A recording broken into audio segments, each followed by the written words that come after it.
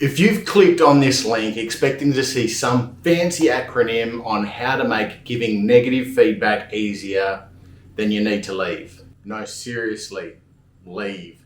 This isn't for you. You aren't prepared for what I'm about to say. Just lead. As a leader, one of the hardest things you'll have to do is give negative feedback. But you need to do it, and you need to get good at it, because it's the best way to improve your team and make them the best team that they can be. Let's get something agreed upon right off the bat. I'm talking about negative feedback. Don't badge it as constructive. Don't badge it as an opportunity. I'm talking about negative feedback. Your team member has done something that you want them to change. They've done something negative, and that's what the conversation needs to be focused on. Whether or not that employee takes it as constructive or takes it as an opportunity has more to do with them than it has to do with you delivering that feedback. If you've done any research at all into giving negative feedback, you will have come across systems to follow in order to make the process easier. The brutal reality is that this is not meant to be an easy process to follow. It's meant to be hard. It's meant to be hard for you to deliver, and it's meant to be hard for your employees to receive. And when it's hard, that's where the growth comes from, and your team gets better because of it. Let's have a look at a few of the options that you want to avoid. The SBI feedback tool is straight out of My First Leadership Role kids book.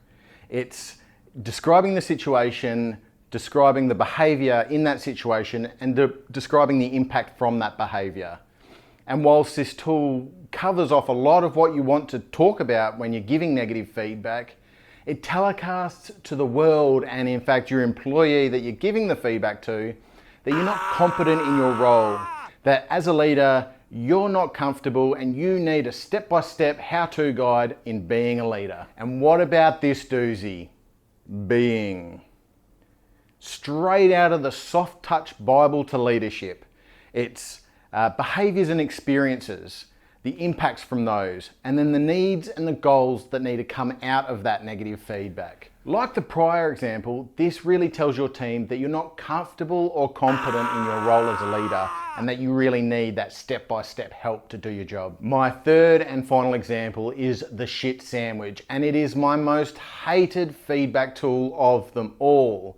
The way this works is you come into a room, give some positive feedback, this is what you're doing well, and then you give the shit bit in the middle, the negative feedback. But before they leave, make sure you fluff them up and make them feel real positive about themselves and give them a little bit more positive feedback.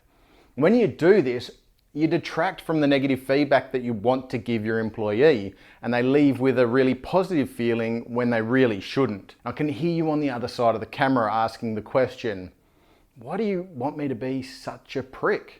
And I don't. If you're doing your job well, you're giving out positive feedback to your team members when and if they warrant it. If you're really, really good at your job, it means that your team is performing really well, which means on a day-to-day basis, you're providing more positive feedback than negative feedback. So when you actually have to bring in an employee to give negative feedback, make sure you're focusing on that negative feedback only and not diluting it with the positives around it. I'm going to take a little break here just to let you know that I do have a Patreon community that you can become a part of.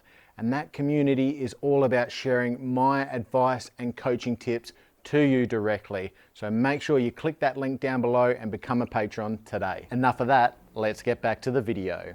So now that we have that nonsense out of the way, how do you actually give negative feedback effectively? The first thing you need to do is plan it. Sit down in your office and write out that negative feedback that you've got for your employee. And are you comfortable with it? And by comfortable, are you comfortable that the employee that you're about to speak to is responsible for that behavior? Because if you're not comfortable with that, this is the wrong process for you to follow, and you need to change tack. Think through some of the retorts that your employee might have. When they come in, they might want to deny the negative feedback that you've got for them.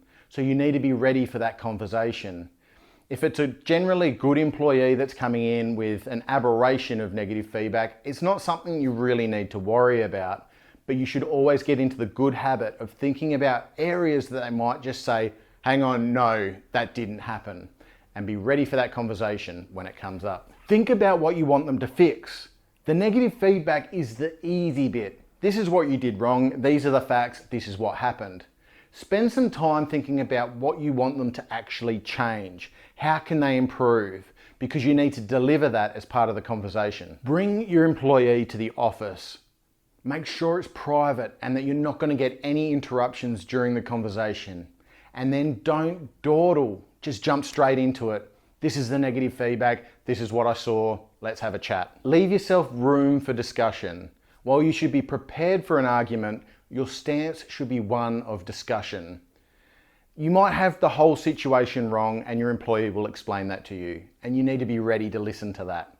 But if they're not wrong, their explanation and their discussion will help you understand the situation a little bit better and understand what the further outcomes need to be from this behaviour. Discuss the improvements that you want to see out of them. Again, this should be a discussion.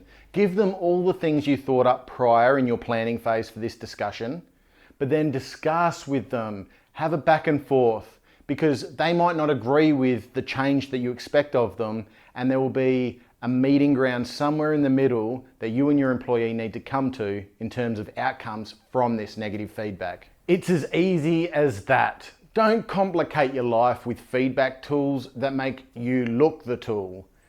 And to see what I really think of communication mnemonics, you should click this link right here.